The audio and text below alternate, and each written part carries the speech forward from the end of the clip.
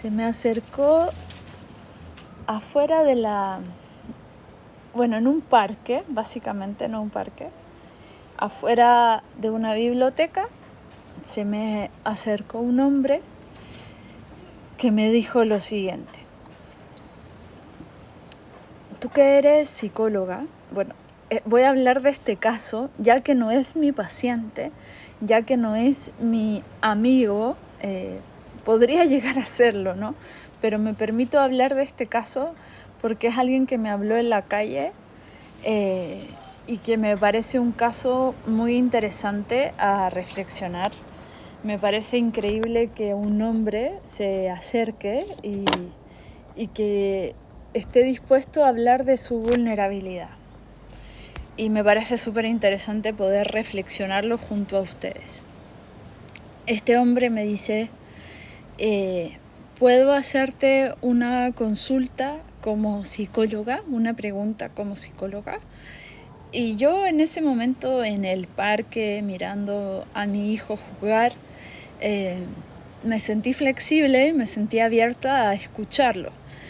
Sinceramente, muchas veces me llegan consultas por muchas vías, desde el DM hasta el WhatsApp, hasta el Facebook, por mail, y la mayoría de las veces le digo como toma una hora, ¿no? Y creo que este tipo de cosas nos pasan a todos los psicólogos, que en el fondo cuando le decimos al otro que somos psicólogos, como que piensan que estamos como de alguna manera disponibles para que nos echen el rollo y que nosotros podamos solucionarle la vida así, ¿no? Y en realidad no es tan sencillo, y nosotros también tenemos como una vida privada, una vida íntima, y que hay que disfrutar, y que a veces ese tiempo libre en realidad es para nuestra familia, ¿no? Entonces también como verbalizar eso, ¿no? Como muchas veces llegan consultas por distintos temas y es necesario poner un límite, porque nosotros nos merecemos en el fondo, fuera de la consulta individual o fuera de las formaciones, que yo formo muchos terapeutas todo el tiempo, y todo el tiempo tengo que estar respondiendo frente a las necesidades de mis estudiantes y de mis consultantes. Entonces, además, gente ajena que me plantea casos externos, a veces es necesario como poner un límite, ¿no? Porque si no uno estaría como 24/7 todo el tiempo. Uno de mis maestros me decía que él en realidad en un vuelo en avión, por ejemplo, él jamás decía que era terapeuta ni que era psicólogo, sino que decía, bueno, soy jardinero, escritor o cualquier otra cosa, ¿no? Porque la gente cree que porque nosotros somos psicólogos o terapeutas, de alguna manera estamos al servicio, y sí, pero también somos personas, ¿no?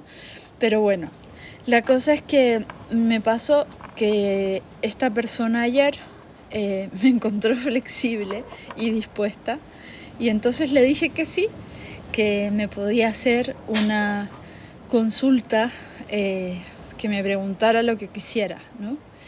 Y entonces este ser humano hombre, que es algo extraño porque las que más consultamos somos las mujeres, las que más queremos, entre comillas, crecer, y que estamos mucho más como dispuestas, abiertas, disponibles a nuestra evolución espiritual, psicológica, mental, etcétera, somos las mujeres. De hecho, las que están normalmente en los cursos son un 99,9% de mujeres, las que queremos hacer alquimia, las que queremos transformar al mundo. Y también es porque el patriarcado les ha dañado bastante su lugar varonil, ¿no? Entonces muchas veces desde sus masculinidades se cierran a mostrar su vulnerabilidad. Y por eso es que quiero hablar de este caso que me tocó ayer, como les cuento, en un parque. Entonces este hombre en el parque me dice: ¿te puedo hacer una consulta como psicóloga? Y lo primero que me dice es esto. Me dice: ¿cómo se puede trascender, cómo se puede sanar el complejo de Edipo o el complejo de Electra? Y yo me quedo pensando y le digo, te refieres que al complejo de Edipo, como que muchas veces te ha gustado mujeres con las características de tu madre, y él me dice sí, lo que pasa es que yo siento que tengo identificadas 3 heridas, me dice. La herida de abandono, la herida de rechazo y la herida de la traición.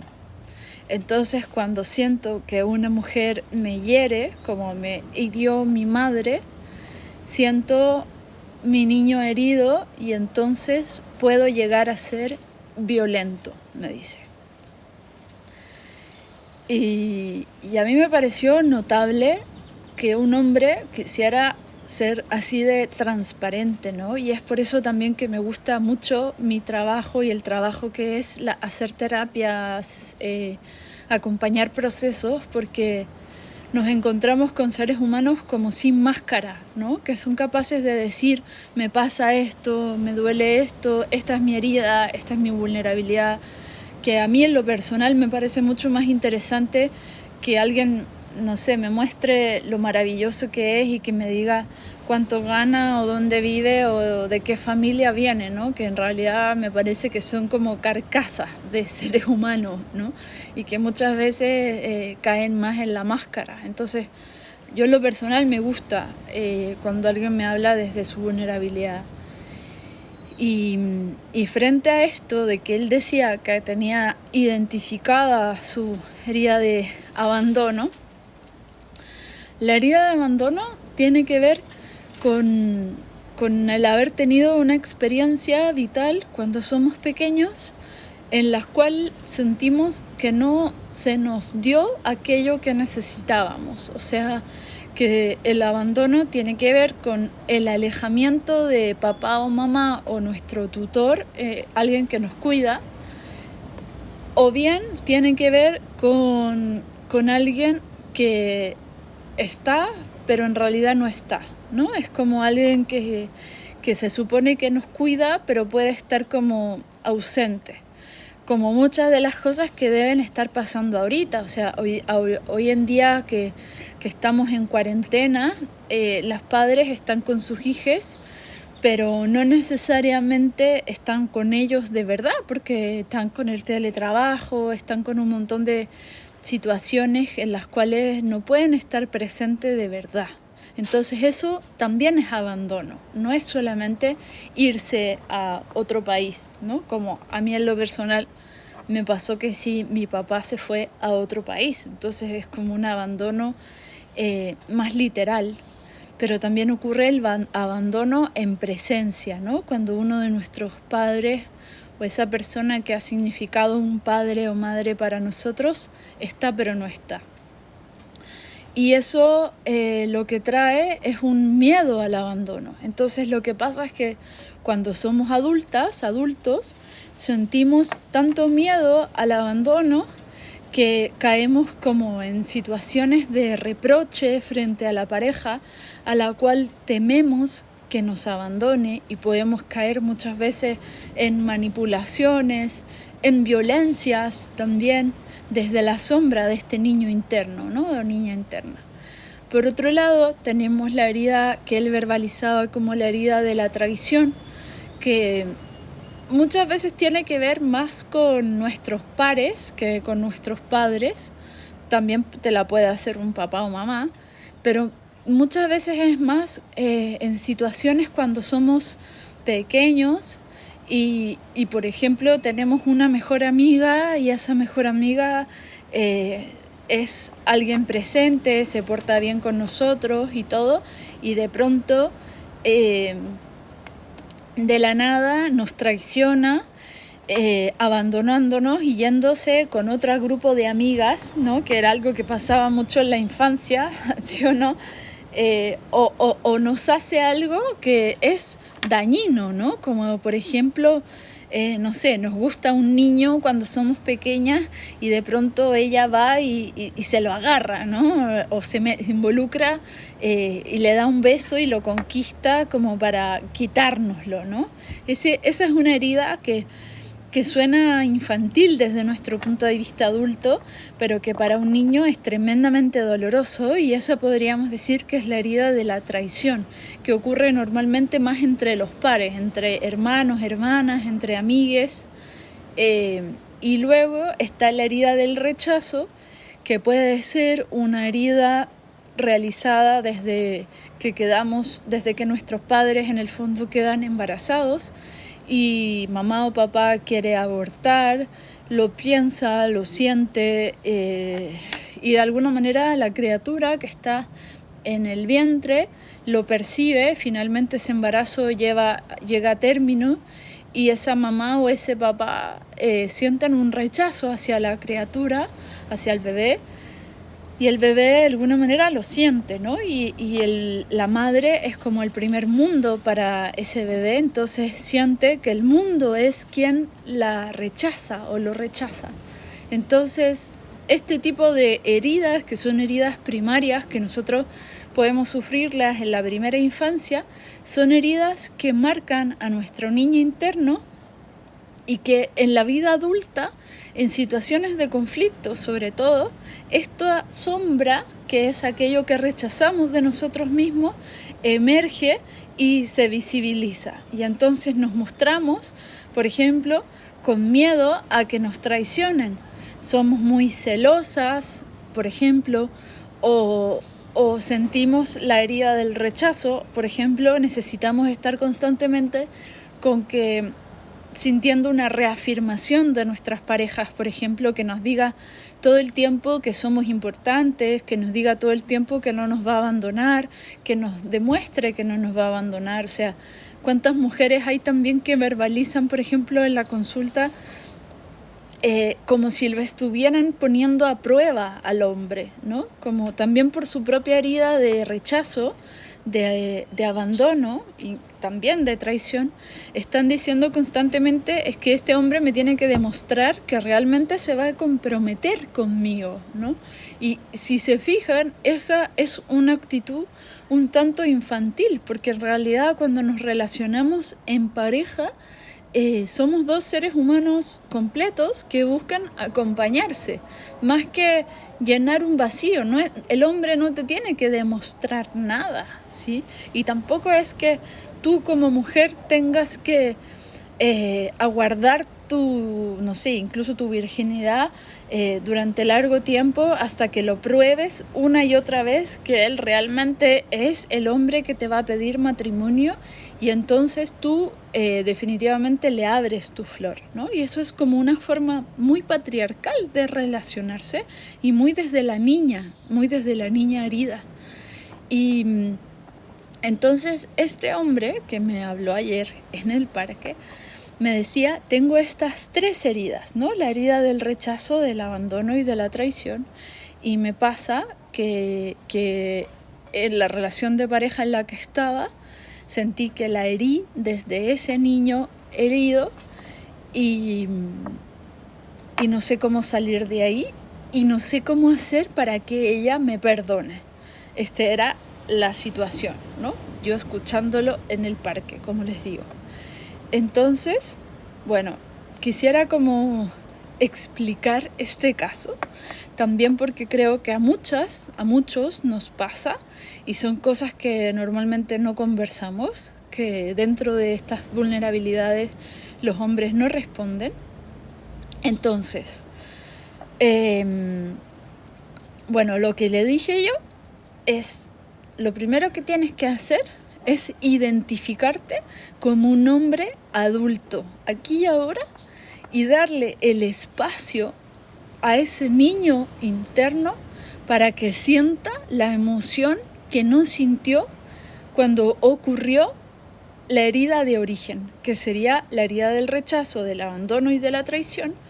Pero para eso te tienes que dar unos días de llorar, unos días de patalear, unos días de ir a buscar a ese niño interno y de hacer catarsis y de encontrártelo vulnerable, para entonces tú sentirte grande, adulto, con todo lo maravilloso que eres hoy en día, identificarte en ese lugar y poder ir y abrazar a ese niño interno y aprender a autocontenerlo, a autoamarlo, a decirle que tú mismo como adulto no lo vas a volver a rechazar, abandonar ni traicionar. Y luego, perdonarte tú, perdonarte por lo violento que fuiste con tu ex, perdonarte por lo vulnerable que te sientes, entenderte, empatizar contigo, comprometerte contigo mismo. Y entonces podrás después ir a hablar con esa compañera, con esa pareja y decirle, lo siento, pero desde un lugar adulto. Porque en el fondo, si él está desde su niño herido, desde su vulnerabilidad, desde su rechazo, desde su abandono, desde su traición, y me miraba así con unos ojitos como de niño recién abandonado, ¿no? Entonces, obviamente, él no se puede relacionar de manera sana con una mujer adulta, ¿sí? Y entonces cae en fricciones que él le llama el complejo de Edipo, pero en realidad es algo que nos pasa en alguna escala a todos, a todos los hombres, a todas las mujeres.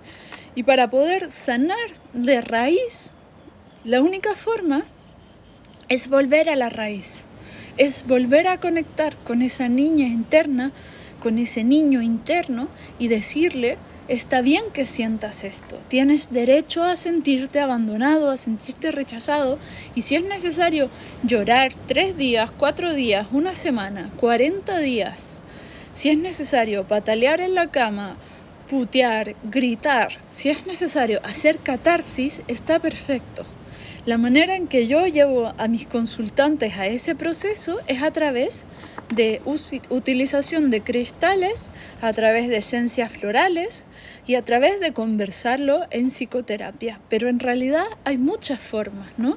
Tiene que ver con llevarte a espacios de perder el control, de encontrarte realmente con tu vulnerabilidad y poder abrir la emoción, sentir ese niño abandonado, porque si no, está en un estado de latencia permanente. Siempre está como el niño abandonado en el rincón en términos simbólicos y tú andas con él arrastrándolo literalmente. Entonces la única manera de sanar es una misma, es uno mismo, ir una misma hacer ese proceso de sanación, de poder ir y abrazar a ese niño, abrazar todo lo que pasó, ¿sí? No podemos esperar a cambiar el presente, el pasado, el futuro. La única manera de sanar es el presente y que podamos resignificar el pasado, que todo lo que nos pasó efectivamente es doloroso, para entonces sentir la emoción de lleno a lleno y luego abrazar a ese niño y decir, estoy contigo, ¿sí? Y entonces desde esa madurez es que va a poder hacer una relación de pareja sana, en paz, en amor y en cuidado mutuo. ¿Qué les parece lo que les estoy contando? ¿Les parece cercano? ¿Les parece... ¿Conocen gente así? Exactamente, es un trabajo diario, como me dicen por ahí. Gracias a ustedes. A mí me pareció notable que ese hombre hablara de su vulnerabilidad, más allá de que quizás no era el lugar indicado, que obviamente es mejor pedir una consulta individual, más que llegar y hablarme, ¿no? Pero bueno, fue la manera en que él lo encontró y está bien. Ahorita, sí. Así que sí, tal cual, como dicen ahí.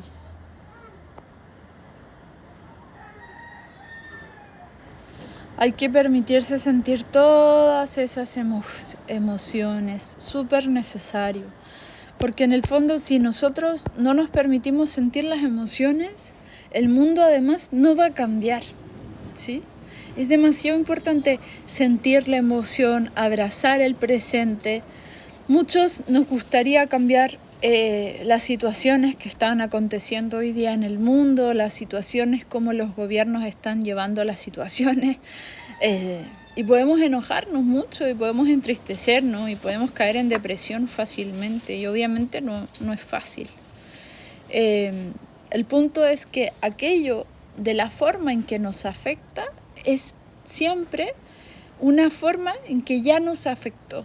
O sea, si nosotros nos sentimos, por ejemplo, ahora tristes, la oportunidad que te da esa tristeza es preguntarte, ¿desde qué parte de mí viene esa tristeza?